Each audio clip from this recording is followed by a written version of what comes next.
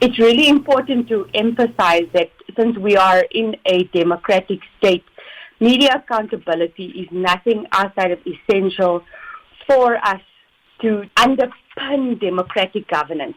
And media accountability remains important because a free, responsible, and credible media provides transparency. It ensures citizens are informed, and powers within the structures of the state and other institutions, we hold them to account. So I think it's important to support media accountability because UNDP has been working for the past 60 years across the world in an effort to strengthen democratic institutions and promote inclusive participation. The new study launched by the NMT Media Foundation highlights structural challenges within Namibia's self-regulatory framework.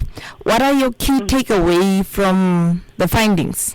My key takeaways are that it was expected, considering the challenges that were outlined through the study.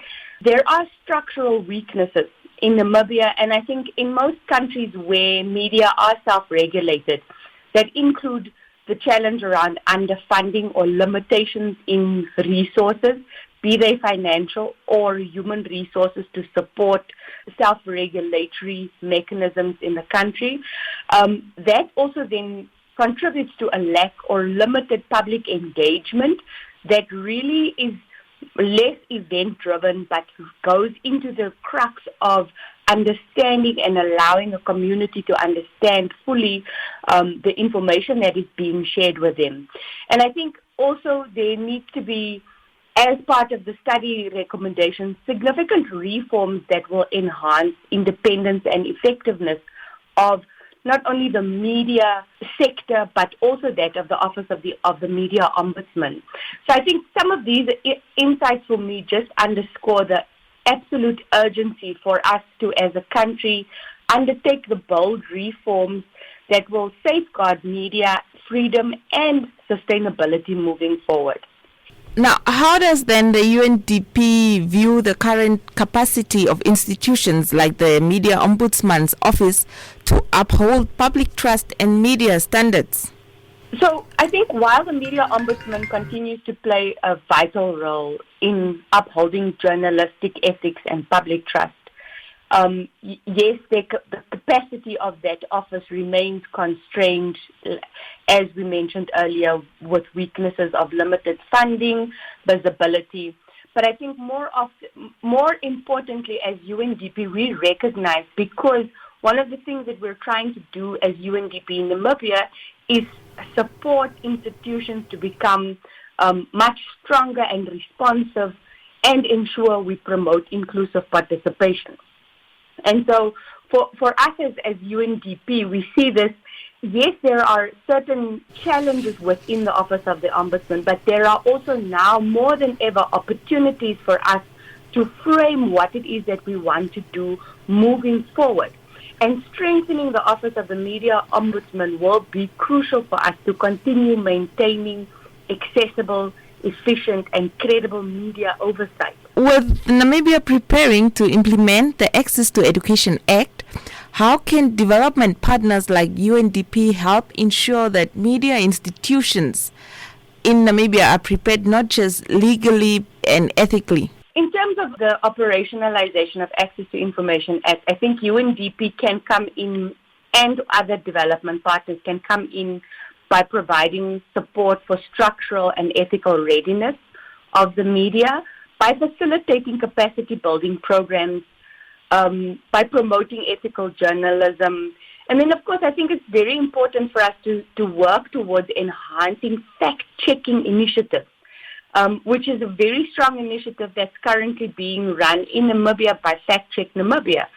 But it's also allowing us an opportunity to really foster collaboration among media houses, government, civil society, for us to ensure a transparent, responsible information dissemination process during or within the implementation of the Access to Information Act. So that is one way a few ways that I think UNDP intends to come on board to support beyond the legal compliance. But I think it's also an opportunity for us to really harness the power of SDG 17 that speaks towards partnerships for the girls, for us to make a significant impact, because now more than ever there's an opportunity for us as development partners, media, government, civil society, to really come together in ensuring compliance of the legislation. You have mentioned the fostering of collaboration between civil servants, governments, the media houses themselves. What strategies do you think could work in the Namibian context to involve the citizens, especially more actively? So I think the strategies that we should consider are really ensuring effective, inclusive public awareness campaigns, strong, engaging media literacy programs, making sure we have got accessible complaint mechanisms, reporting mechanisms, and of course improving and ensuring inclusive platforms for every single citizen in Namibia for feedback that will not only empower audiences but also actively participate in holding media accountable. And I think it goes slightly beyond even holding the media accountable. It also goes into holding institutions accountable when public are effectively engaged. Those are some of the strategies I think we should consider moving forward with. The study also calls for greater independence and sustainable funding for media oversight bodies. How can then development partners assist without fostering long-term dependency, like you said, for them to be self-reliant? The important thing here to note is that we've got different partners that we need to recognize. There are the international development partners, and there are also our local partners, institutions, private sector, other entities within the country. So I think it's very important for us to be able to differentiate between the partnerships and at what level they come in. But I do think it's important that partners need to provide very targeted, time-bound technical and financial support that is focused on capacity building, institutional strengthening, and facilitating sustainable funding models that will encourage local ownership for reducing the reliance on external aid. I think we also spoke of very much yesterday from the Media Ombudsman's Roundtable around the need to start looking at and tapping into our domestic resources that really can support media oversight bodies and removing this dependency on international donors and aid. Geraldine, Namibia is then that country with an ombudsman outside a formal media council. Do you see this as a strength in terms of flexibility or a weakness in terms of institutional anchoring? So I think the arrangement currently offers a level of flexibility and independence as it currently stands. And that can be a strength in itself. But I also believe that this may pose some challenges for further institutional anchoring and coordination, because we have to balance autonomy with very clear institutional support. And I think being a media ombudsman outside of a formal media council has got both strengths and it's got weaknesses.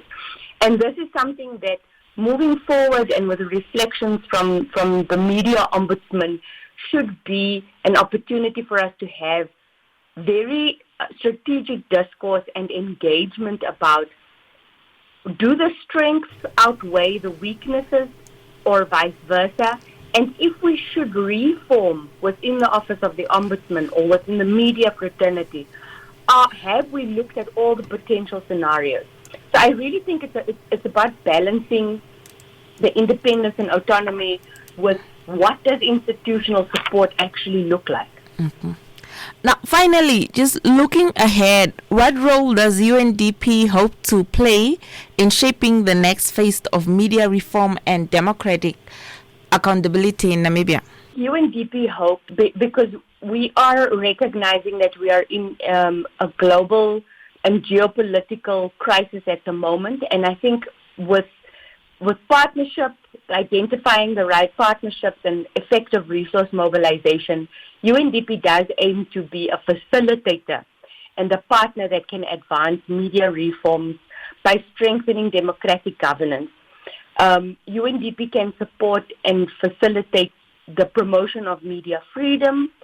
UNDP also intends to enhance accountability mechanisms through various platforms within different sectors around ensuring that the rule of law is applied effectively.